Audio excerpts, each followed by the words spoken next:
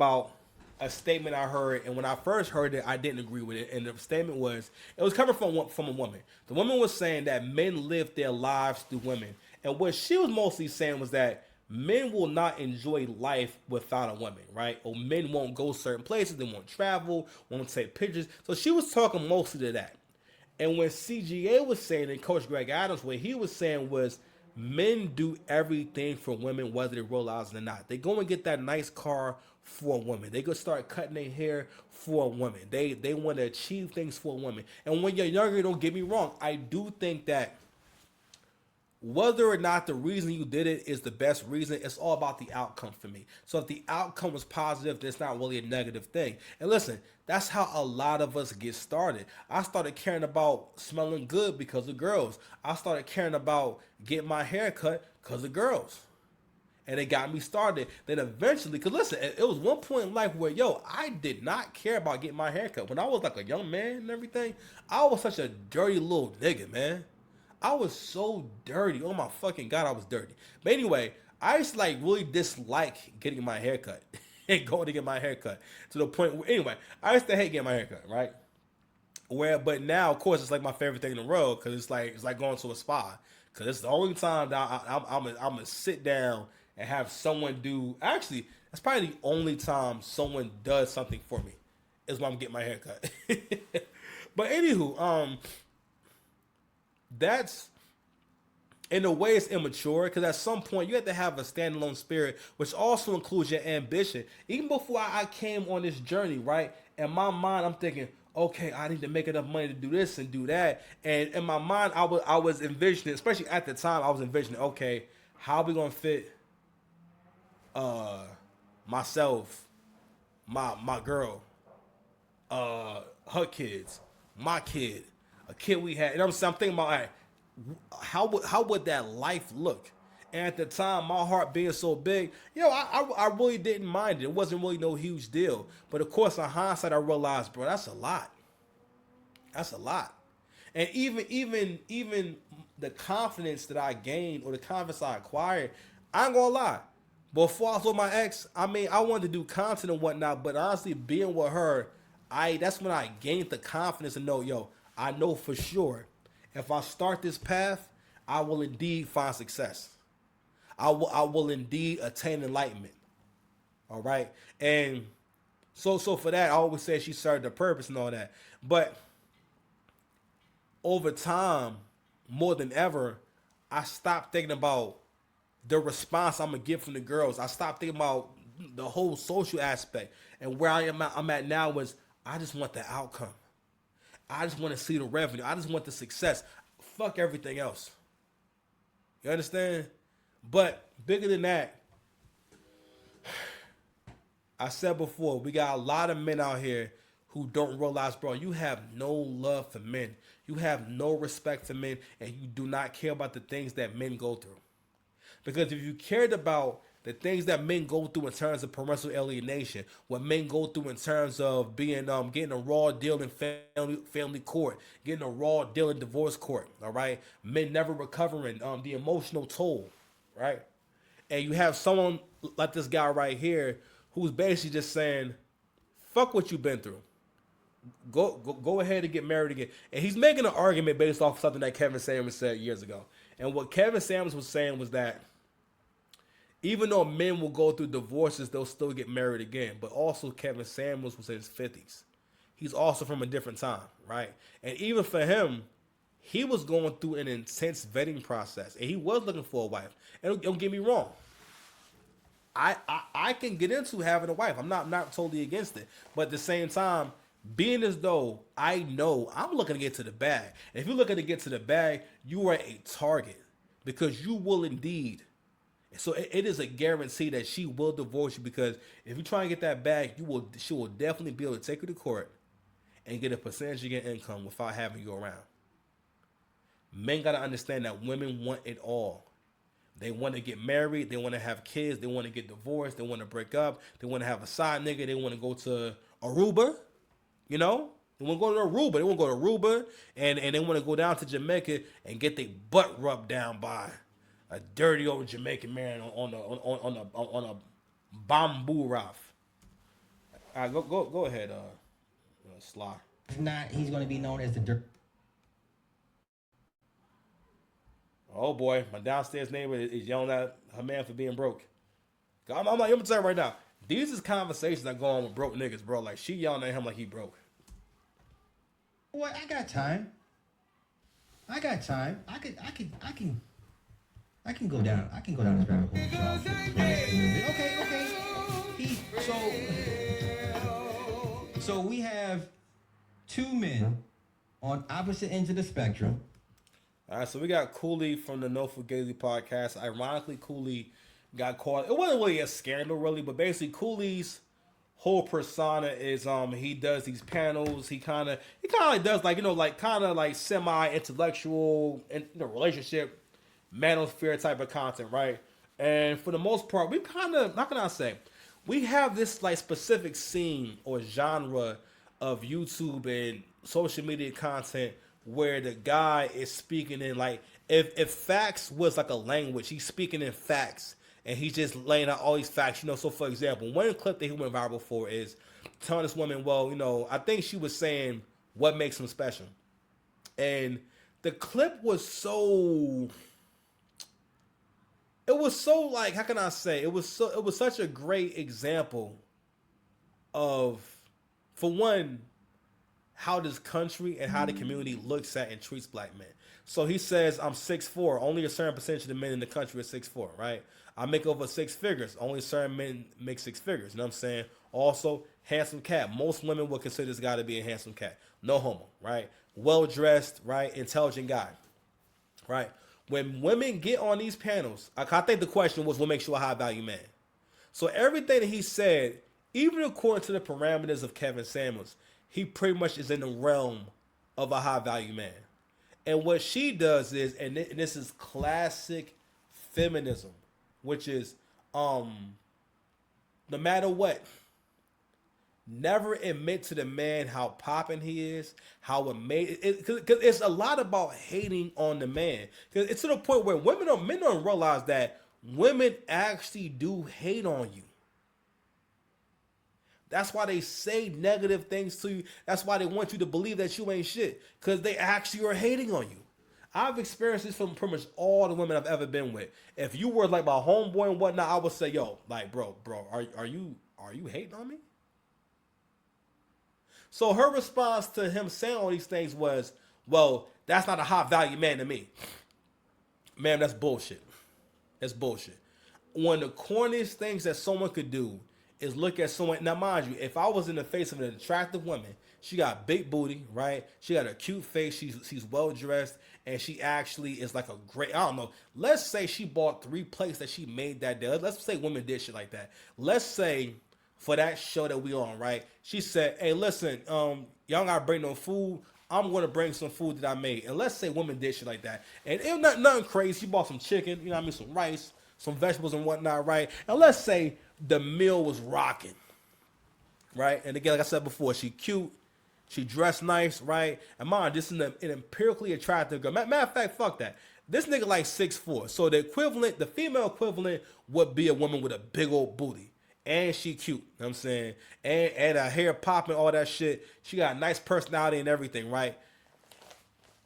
To help the women understand, that would be like, again, imagine this girl. She's cool, right? And basically, she's going down the list of, and let's say the conversation is about, well, what makes you the kind of woman that somebody should want to marry? What makes you a wife? And she goes off, well, I have a great personality. I'm supportive. I'm humble. I take direction and everything. I have a really nice body, and I'm attractive. This and that, right?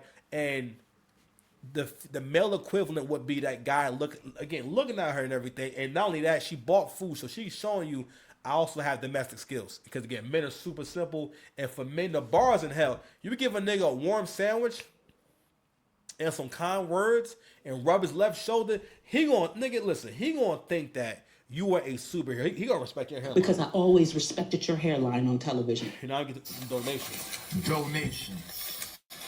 Donation.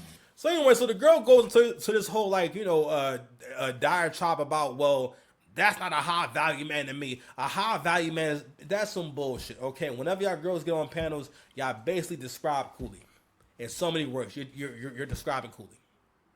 This light skinned nigga right here. You see how he tall? He way taller than everybody else in the picture. These are all like normal sized people. That means this nigga is fucking huge. Pause. Okay. But anywho, but anyway, I want to give you guys a background on who Cooley is. Okay. I'm gonna let him make his point. How we good? Right, and they both kind of want to use somewhat Christian values to.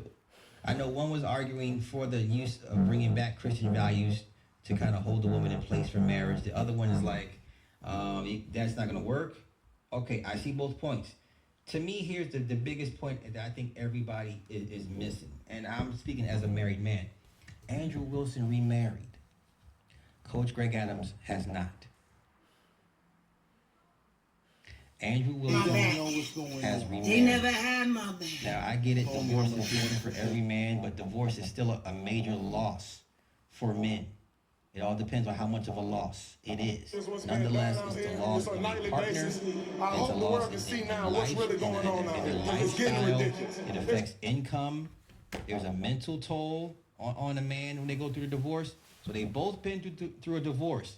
But one man has pushed past and gotten past that pain and hurt. And yeah, nigga, he got past that pain and hurt and married this girl right here. And shout out to them. I'm not dissing them. I'm just saying, my nigga, like, bro, the bar is in motherfucking hell, bro.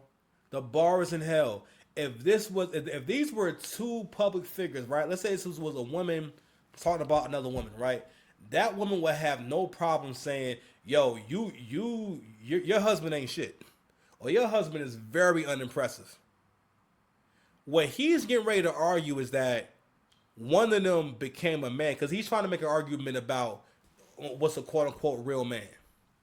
And in the minds of a lot of people, especially men, because men do not see themselves as being useful unless they're getting a Scooby snack. Shout out to the angry man.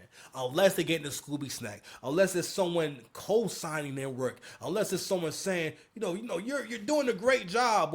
And for the most part, men never really get a real thank you unless they train the people around them to say thank you. You have to condition the people around you to be grateful for who you are and what you do and this and that. I mean, listen, even as a person, even me, right? I had to learn gratitude. In Buddhism, we have something called the 4 debts of gratitude, right? The 4 debts of gratitude, you owe a debt of gratitude to the sovereign of your nation, of your country and of the land, right? You owe a debt of gratitude to your teacher / community. You owe a debt of gratitude to your employer, and you owe a debt of gratitude to your family. All right, and these are your 4 most important relationships, and these are going to be the 4 types of people or relationships where you talk the most shit and you're the most ungrateful. Listen, I don't care that much about politics, but I'm gonna say this though: when Trump was president, I remember distinctly a lot of you niggas got extra money on your unemployment. That was unprecedented. A lot of you niggas got PPP loans where you stole money. Okay? A lot of y'all got, first of all, that was the biggest stimulus ever given to Americans ever. Overall, the Trump administration gave people about $4,000 in free money if you did your taxes that year. Altogether, I think it was like 3 stimulus checks that went out. This nigga Biden ain't do none of that shit. And now, mind you, the man had 4 years in office. They had 4 years to turn things around, and the economy got progressively worse over time. And I know that the government can't control things but so much, but goddamn, you understand? Goddamn. But anywho, but I bring these things up because at the end of the day, I can understand not liking someone or not totally agreeing with somebody, but people who exist to you in these 4 realms, this be the people you have the most smoke for, you talk the most ish about, all that stuff, right? But anywho, this is someone who, speaking to the guy in the video, this is someone who also wants you to completely ignore the fact that men are mostly appreciated, and men mostly don't get much out of marriage. For the most part, you're going to get the most out of marriage if you're an uninspired guy, if you're not a hardworking guy. Because you're saying that basically, if it's not for me having a wife and kids, I wouldn't work my ass off. I wouldn't be motivated to make as much money. And don't get me wrong. If the outcome is you making more money, all right, cool. But the reality is this: when you're in that situation, you have a bunch of people who rely on you, who are going to be using those resources. And again, men are okay with that. We're for the most part okay with that. But we gotta have a good deal. We gotta have a certain amount of respect, bro. And no matter where men look, for the most part, when you watch a movie or a TV show, and I heard Joe Budden say this, in movies and TV shows, they are more willing to show you a guy sucking dick than they are to show you a masculine man that's the head of his household. There are almost any time the man's the head of the household or he's masculine, if he's in a movie or a TV show, he's always evil. He's never cool. It's never cool. I remember Jordan Peterson pointing this out about, in particular, he was talking about the Spider-Man movie, right? So in the Spider-Man movie, or just any one of these movies, it's always about the guy that's strong, the guy that's in shape, the guy that's an athlete is the bully, and he's evil, and he's picking on everyone, and he's just terrorizing the school and everything. And he particularly picks on Peter Parker. So a lot of you guys have a Spider-Man fantasy where without that spider, Peter Parker wouldn't be shit. Peter Parker, because for the most part, he represented the loser male, the kind of man that cannot prosper without a fully formed society. Meaning that survival of the fittest would destroy him in a matter of a week because he's not physically strong. That's why all men have to find their own path to strength. I don't care if you want to do, whether it's calisthenics or weightlifting or both. You need to do a little something because you'll feel better about yourself. You feel more confident in yourself if you know for a fact I'm strong. All right? Or I have strength, or I know I could do something. Versus a nigga a nigga that can't do 20 push-ups. There are men out here who are a regular weight, and they cannot do 20 push-ups. Like over time, I had to realize like when I would shake hands with men, and like from time to time, I shake hands with the guys a lot smaller than me, and like the handshake is not. It just don't feel good. It feel like I'm pulling him towards me and shit like that. And I'm like, all right, bro, whatever. I guess you're going to know how to shake hands. And I realized, oh, okay, you know what? I'm a lot stronger than him. So for him, it feels like I'm pulling him. It feels like I'm wrestling him. And it's been a few times myself, but I'm shaking hands with the guy. And maybe the dude, he did a little extra because he wanted to show me that he was strong. But it's been a time or two where like a strong guy shook my hand and I could feel it. Pause. Or even when when other strong dudes dap me in general, if the dap feels secure, it's because he's mad strong as well. Because when I shake hands with niggas, the dap only feels solid, and for the longest time I just thought, oh, all right, cool, we're good friends. I didn't realize, nigga, it takes strength to shake my hand. It takes strength to dap me up. You feel me? But anyway, let's get back to this diatribe here. Built himself and got remarried. The other one has not. Make sure we got the okay. Coach Greg Adams strikes me as a dirty old black man. He's a Nate. I don't care what y'all say. Coach Greg Adams is a Nate. I'm in a buying Nate. He's that type of guy. I don't care what y'all say. You can't convince me any other way. Because everybody understands if you're a man of some type of worth, you're going to be married to somebody. Every man understands, yeah, I'm at a certain level now. I got to get a wife because now it makes me look even more important. Then people will take me even more serious when I go into these rooms and I go work with these other married men in these industries. Yeah, better get you a wife. That's what hurt Diddy. Because he never married. That's not what hurt Diddy. That's why Jay-Z is still able to do what he does. He's married. Okay? Y'all complain about how these men get rammed and bent over in divorce.